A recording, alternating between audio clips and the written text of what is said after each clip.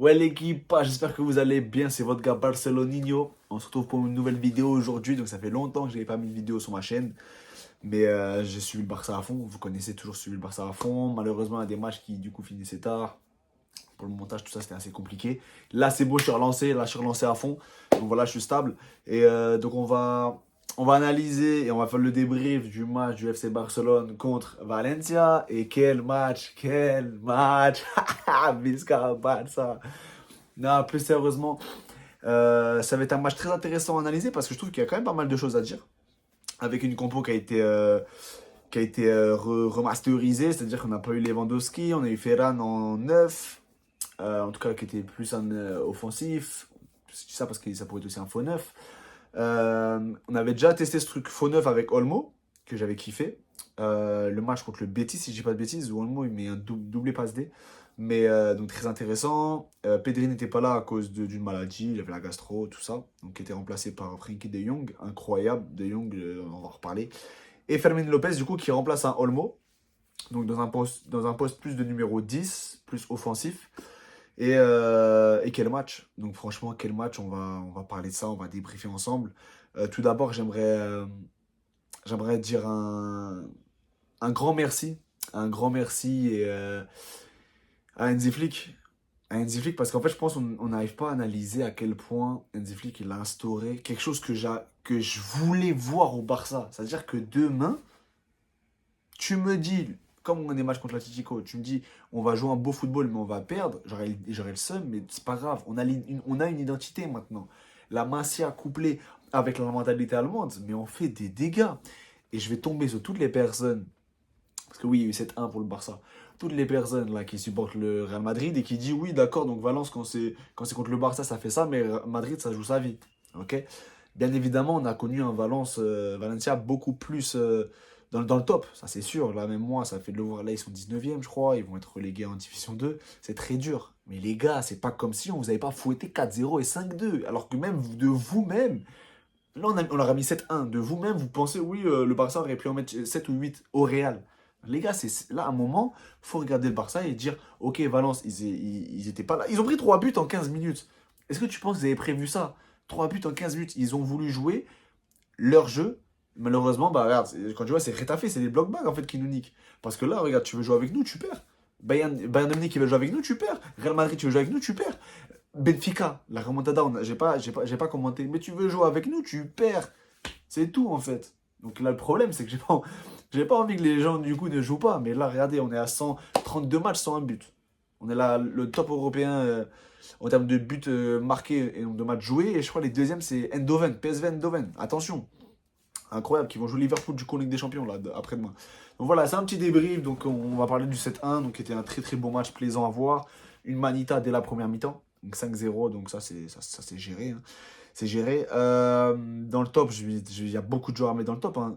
Limite, la seule personne, je suis désolé, hein, la seule personne que j'ai pas envie de mettre dans le top, parce que pour moi, je suis pas rassuré, c'est Chesney, l'équipe. Même s'il y a une faute sur Koundé, donc dans tous les cas, il y a faute. Donc en soi, il y a 2-3 matchs, tu nous mets un Lamine Yamal hors-jeu, mais tu vas pas sur son dernier hors-jeu, et tu vas sur celui d'avant.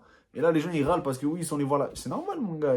Koundé, il était au sol. Il y a faute sur Koundé. Voilà. Après, le penalty, on avait aussi peut-être un penalty sur Casado qui tacle l'attaquant. Alors pour moi, dans la vidéo que je vois, j'arrive pas à voir quand il touche le ballon, Casado. Donc moi, j'aurais peut-être mis penalty, mais peut-être c'est moi. Et sinon, bref, ouais, Chesney, ça, c'est pas comme si il refait une sortie, il y a penalty s'il n'y a pas faute sur Koundé, je comprends pas. Même si on me l'a dit et j'ai compris que Chesney, de base, c'est une personne qui est beaucoup mieux sur sa ligne, tout ça. À un moment, t'es un goal. Faut avoir le tempo. Et l'attaquant avait bien joué le coup. Mais je suis pas rassuré. En tout cas, on va parler des autres joueurs. Donc, Ferran Torres, qui pour moi montre un bon visage. Un bon visage qui était titulaire, qui a marqué un but. Mais pour moi, il loupe quand même l'équipe. Pour moi, il loupe. Je suis désolé. Même si c'est des matchs où c'était maîtrisé, tout ça, il loupe. Il peut mettre son triplé. Et même Hansi Flick, il l'a dit. Il a dit il pouvait mettre un triplé. Mais bon, en tout cas, il met le deuxième but. Suite à le premier but sur une passe de Lamine Yamal incroyable sur Frenkie de Jong. Et qui contrôle et qui frappe. Euh, les Ferran Torres met le deuxième but, donc ça a son importance et c'est très bien joué à lui. En plus, c'est un centre sur Baldé qui est dévié par son pied, enfin, un geste d'attaquant. Non, il ouvre le pied, excuse-moi, il ouvre le pied qui fait que ça va au fond. Franchement, incroyable. Je sais pas si Lewandowski l'aurait mis, enfin, bref, ça c'est autre chose. Donc voilà, donc on a les buteurs, donc on a le premier De Jong, deuxième Ferran Torres, troisième Rafinha. Rafinha, Rafinha, je suis désolé, mais c'est trop ce joueur. Je l'aime trop, je l'aime trop, je l'aime trop. Tu me mets 400 millions, je te jure, je veux pas. Tant que Rafinha, il est avec le Barcelone, il mouille le maillot et il dit j'aime cette équipe, j'ai envie de jouer, je tue pour cette équipe et je tuerai sur le terrain, je meurs pour cette équipe, excuse-moi, mais tu pars pas. J'ai pas envie que tu partes, mon gars. Tu me mets ça 100 millions. Je m'en bats les couilles. Tant qu'il est performant comme ça et tout, non, c'est mort, les gars. Et moi, j'en ai eu marre. Alors, on n'a pas fait des très bons mercato parce qu'on prenait des Pjanic, on prenait des Mina, on prenait des Yermina, je crois que c'est ça.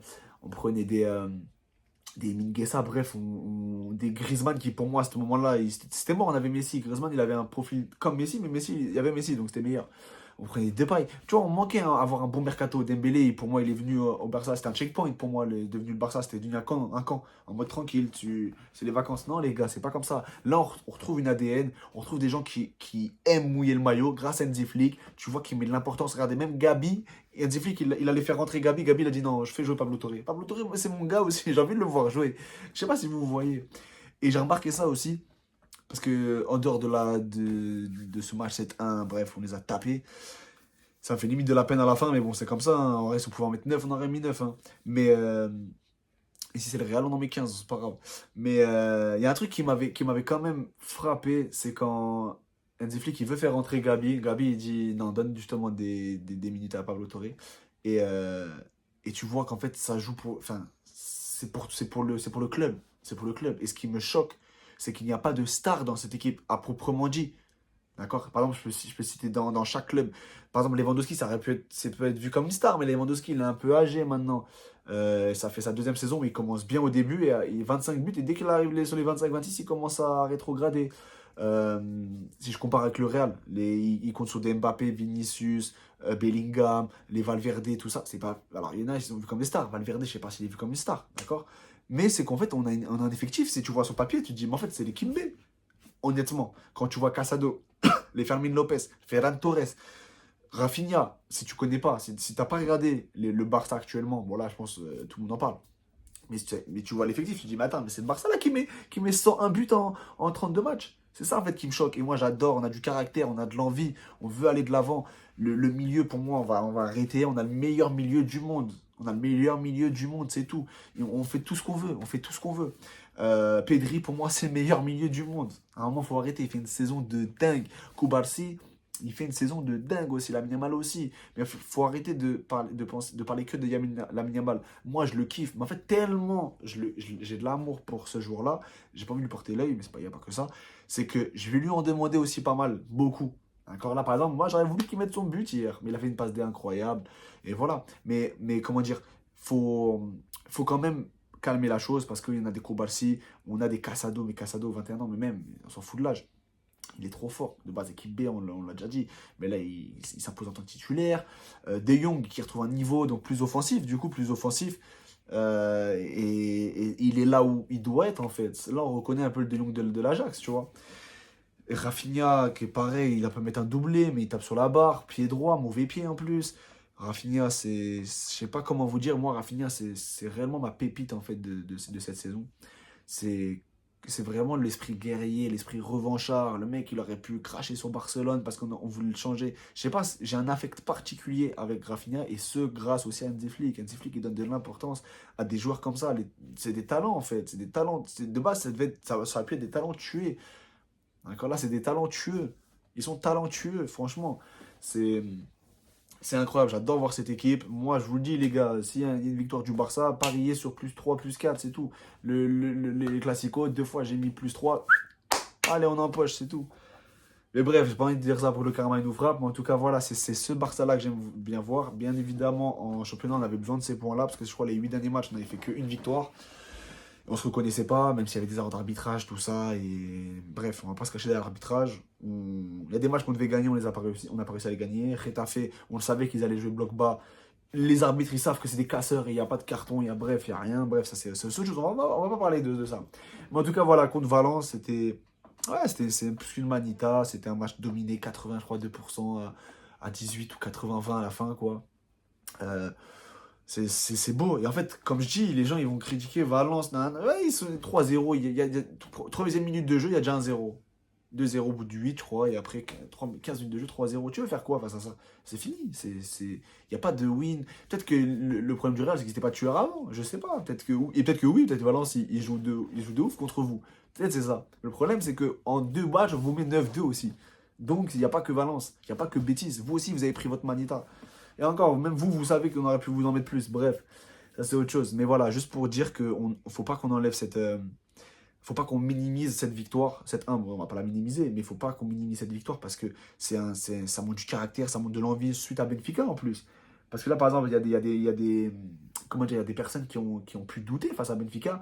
Moi, par exemple, Araujo, je le trouve pas rassurant, Chesney non plus, comme je l'ai dit, mais il y a ce caractère qui manquait en fait. Ça faisait longtemps que j'ai pas vu un Barça comme ça, avec l'envie de gagner. Il y a plus 2, c'est pas grave, on remonte.